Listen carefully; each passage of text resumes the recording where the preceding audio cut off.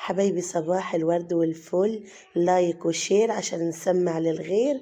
كل سنة وانتم طيبين. واديكم فكرة سريعة جدا على فطار المغرب النهاردة بتاع رمضان. كل سنة وانتم طيبين.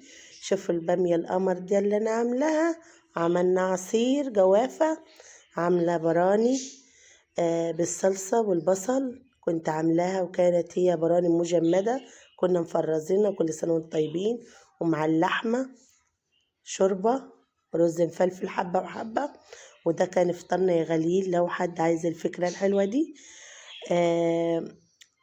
ويعني شجعوني يا جماعة، وادونا لايكات كتيرة واعملوا نسبة مشاهدة عشان قناتنا تكبر بيكم.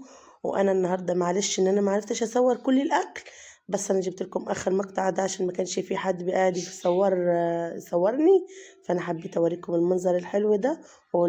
حبيت أوريكم فطرنا النهاردة، ومع السلامة يا غاليين.